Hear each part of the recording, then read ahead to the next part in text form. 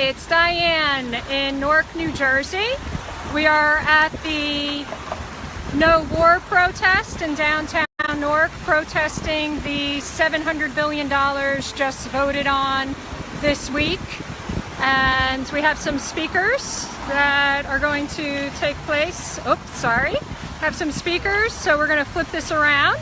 And thank you for joining.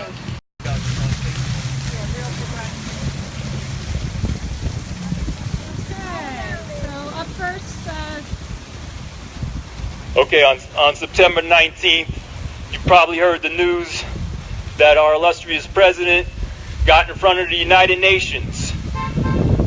In the midst of back-to-back disasters hitting the United States and neighboring nations, threatening the lives of thousands of people, it was an opportunity for the president at the United Nations to call upon a spirit of unity, to rebuild and to save lives, to rebuild infrastructure, to address the issues that are faced where islands are being wiped off the map by hurricane after hurricane.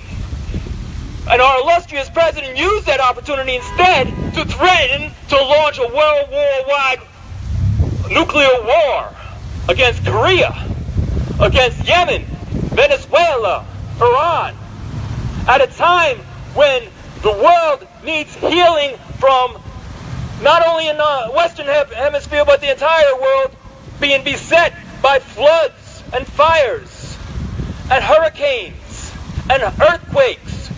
We need to be talking about unity. And on that same day, Congress, Senate, both political parties voted 92-7 for $700 billion to carry out the policies that Trump was announcing at the United Nations, including our own Cory Booker, senator from New Jersey, and with our own Senator Menendez not even voting. Only 7 voted to say no to these policies, 92 in favor. And last night, if you're following the news, you're seeing that there's a dam breaking in Puerto Rico, putting the lives of tens of thousands of people at risk of dying. They might be dying today if that water is rising. Now, where are the fleet of helicopters going in there to rescue those people? They're off the coast of Korea getting ready for the order to attack Korea. We don't have the resources to rescue Puerto Rico from this disaster because everything's allocated to warfare to create man-made, person-made disasters around the planet. And if you go ahead with this attack on Korea, you bet the bombs are going to be coming back here. Now, I'm hoping that we can continue to have this protest. I've been proposing a monthly protest right here, but also that we encourage these kind of demonstrations at locations throughout New Jersey and revive the vigil networks that have been operative since the early 21st century. That we revive everything and that we get more poised to be able to respond, because we're in a situation where we don't know when this is going to kick off. But it may come to the point where our only opportunity to save the planet is for us to shut the streets down across the whole country. Because that's what nuclear war, if we're threatening nuclear war, that's the kind of response we need to have. I'm going to introduce Lawrence Ham of People's Organization for Progress, and for the most part he doesn't need an introduction. Power to the people. I want to thank Bob and all the organizations that came out today on this beautiful, beautiful Saturday afternoon when you could be doing so many other things. You chose to protest and take a stand for peace. And thank God we have people of conscience who are willing to make sacrifices to take a stand for peace. Those of us who are here today, we call upon everyone in the United States to stand up for peace. President Trump's threats of war could lead to a nuclear catastrophe, the type of which we have not seen since the bombing of Hiroshima and Nagasaki in World War II. It could lead to a worldwide conflagration. So we're calling on everyone to stand up for peace, especially to call upon your congressional representatives, your representatives in the House, your representatives in the Senate, and demand that they vote against any actions that will lead to war with anybody. We're sick and tired of war. We don't want any more war. We've wasted trillions of dollars on unjust wars in Iraq and Afghanistan. We went to war. We destroyed Iraq in a war that was predicated on a lie, that Saddam Hussein was connected to the attack on the World Trade Center and that he had weapons of mass destruction, neither of which were true. And now we went into Afghanistan.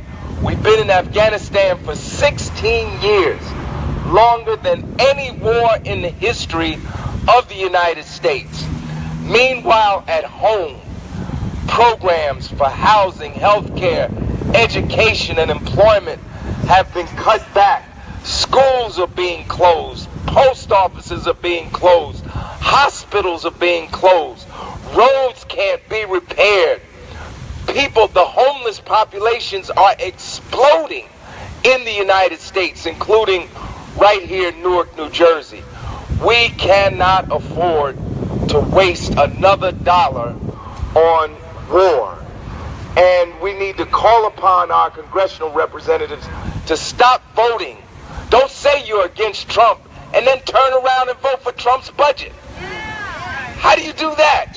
You make a speech and you say you're against Trump, and then you vote. Not only did the Congress vote for Trump's budget, Trump asked for a $54 billion increase. They actually increased the budget more than that. It's to $70 billion. It's nuts. We need to expose these people who are saying that they're against Trump, but in fact they support Trumpism. We got to get Trump out. He is an existential threat, not only to our country, but to the world.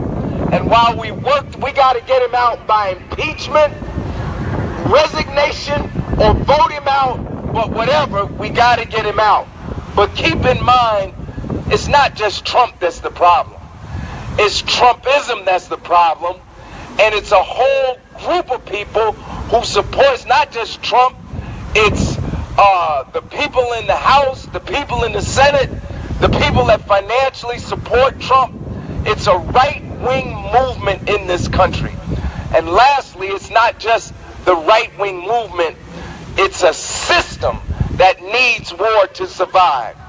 I dare say that if Trump was not president, we would be standing here anyway, because they would find somebody to go to war against. They were saber-rattling against the Russians before the election. Obama talked about a pivot toward China. They started moving warships into the Pacific Ocean. So we'd be standing here about another country. The people of this country, we must change the system so that we don't need a system that needs war in order to function. President Eisenhower talked about it. The military-industrial complex. I wish it was that simple. It's a military, industrial, governmental, educational, cultural complex. Is the entire superstructure that sits on an economy, on an economic system that is driven by profit. War is big business. That's why we keep going to war. All the companies and all the industries that make armaments and munitions and provision the armies that we put in other countries, these industries profit from war. We need a system that's not based on warfare and human destruction, but a system that's people-centered and based on human development. That's what kind of economic system that we need. So, brothers and sisters, I'm glad to be here with you today. And let's keep fighting. Let's keep fighting for peace. No war with Korea. No war with Iran. no war in Syria, stop the war in Yemen, stop the wars all over the world. Power to the people.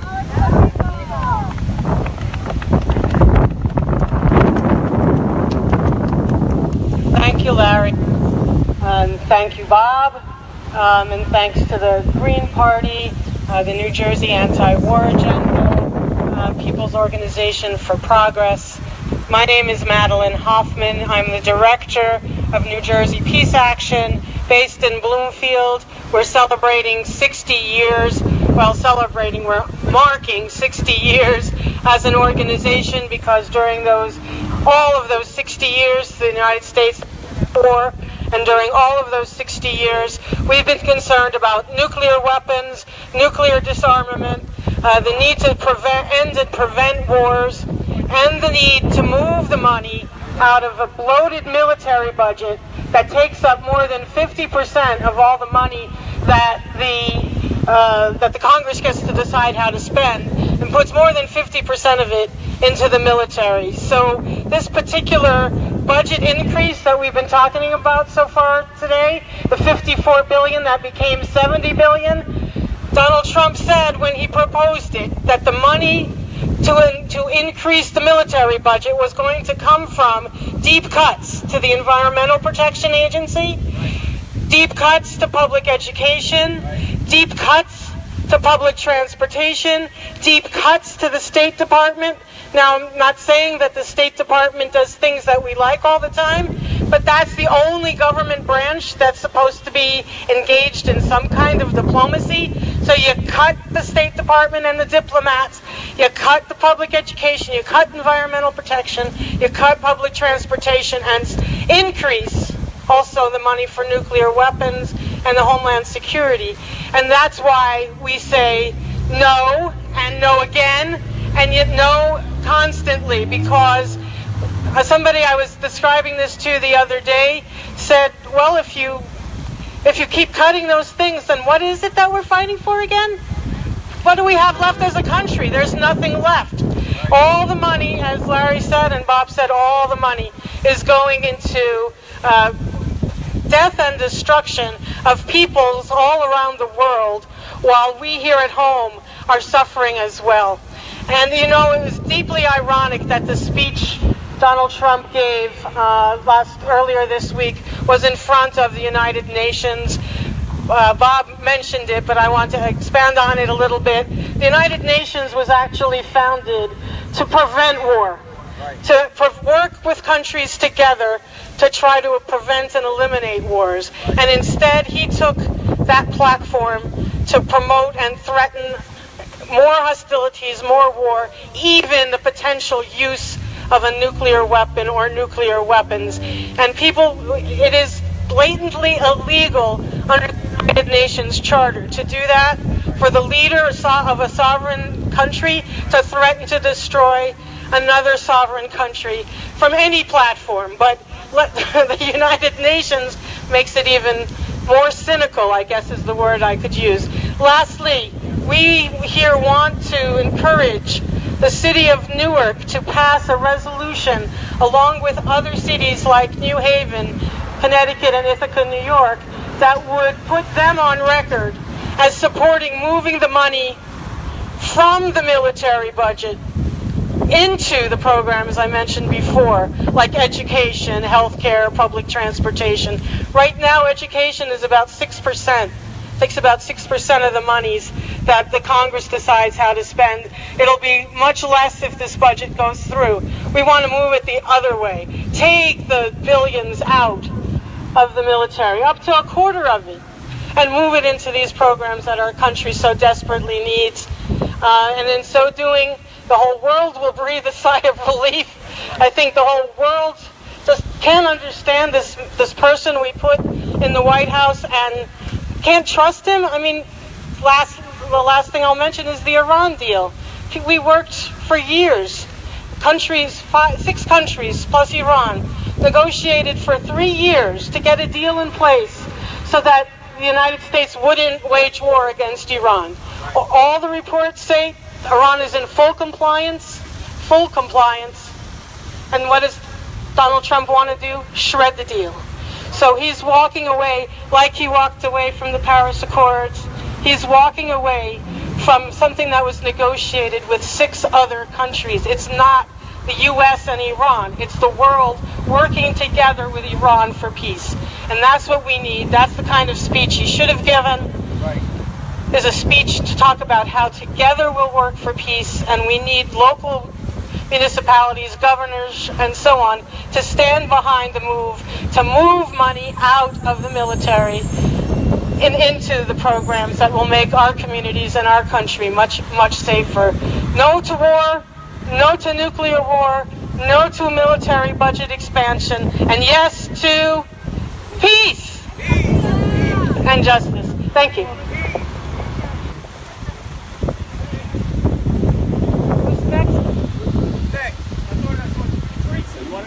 From the Greens? For the Greens? Somebody from the Green Party, please? Okay. All right. And Russell was here and he's gone. Anybody else?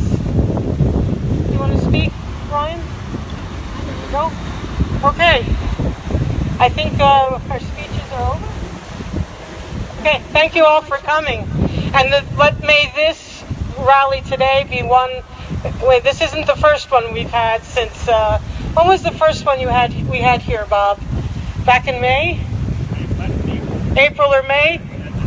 April or May. So, and then we had one last month in Montclair. We'll continue to hold these emergency rallies as needed and regularly, moving them from place to place. And so, if you want to hold one in your town, let us know. And if you want your community to do a move the money resolution, let us know. Thanks. Okay, the other thing that is going on, so I'm working on a newspaper that's going to be called New Jersey Anti-War Agenda, and I have a few articles from Madeline. I'm hoping to get a good write-up on People's Organization for Progress, a good write-up from the Green Party, and it's going to have a lot of action proposals, including reviving the statewide protest networks for the regular protests and the emergency protests, and to get us to have a better response network to respond to the developments that are going on each just put it on the floor. So this newspaper, I don't know if I know everyone here. I know most of you, but if anyone who I don't know, if you're on Facebook, in the flyer, if you search on the last hashtag in the flyer, you'll find our Facebook group of New Jersey Anti-War Agenda. It's not an organization per se. It's more of an encouragement for all of our organizations and individuals to develop an anti-war agenda. And that means more than just being anti-war. That means being ready to take action in relation to all the threats of war and the spending and everything, and also to have a position around the various aspects of war, and to encourage each and every one of our organizations around the state to have a standing policy opposing the various wars that are being carried out, so that when we have these emergency responses, the organizations already have their positions ready, and they already have a green light to go ahead and support. They don't have to reconvene and have a bunch of committee meetings and get that out front. So if we all develop our own anti-war agenda, that doesn't mean we all have to agree 100% on the proper line on Korea, the proper line on Syria. If we're opposed to U.S. intervention, that's enough of a point of unity to rally around. And that's the point of an anti-war agenda, so that New Jersey has an anti-war agenda. That also means that we keep the money in New Jersey. We analyze how all the cuts are hurting each and every one of our communities. We should know how many millions are being cut out of Newark and out of Trenton and Camden when they do these cuts, and how many people are being cut off of food and medical spending, etc. And we need to provide these analysis, and we hope to do that with the paper. And that's what we're. And it's not like it's not really like trying to establish an organization. It's trying to establish the idea that all our organizations become part of an anti-war agenda, so that we're ready to move, we're ready to act. And we need to start having hundreds and thousands of people. So we need to start shutting some streets down, because if we're not ready to take that kind of action, we may be up against nuclear war within weeks or even days. So that's what it's all about. I'd like to, and I hope to be able to attend a POP meeting soon to invite POP support for the idea of a monthly rally here, or maybe at the Lincoln Monument, and as an encouragement also to all the other groups in the state to also firm up those kind of plans. All right, that's one more thing. When Bob was trying to get the King statue in the picture, no, with us, with all of us, not the King in the picture. when Bob was talking about knowing how these cuts are going to affect local communities, I just wanted to add that one of the resolutions that the U.S. Conference for Mayors passed in June was submitted by New Haven, Connecticut, and it called for moving the money from war to peace, but it also called for the city of New Haven to have a series of public hearings, department by department, so that those departments could explain to the people what impact these cuts would have. This is one of the things we're pushing for the city of Newark. If the city of Newark will accept it, if they will just come out and pass a resolution without having these hearings, that's fine too. But if each city or your city, your town would hold a meeting, a public hearing where the Department of Health and the Department of Transportation and all the different departments, Public Works in the community could talk about how the cuts would impact them, then I think we have a lot of the information we need, and the people who are affected by those cuts most directly would understand that it's the wars that are causing these problems at home, not immigrant population, not anyone that Donald Trump can blame. It's the wars that are causing the economic problems in our communities. And if people understand that, then we strengthen and broaden the opposition to those wars. Thanks. Okay, everyone, thank you for tuning in. The last thing I want to say is I want to thank David for joining us from across the street. He wasn't planning to come out here today. There was at least 2 other people. And when that starts happening, that's when things are really going to start happening. Yep. Thanks, David. Thank you. So, everyone, these actions will have impact. We all need to organize locally and have faith. See you in the streets. Keep up the fight. Thanks for viewing.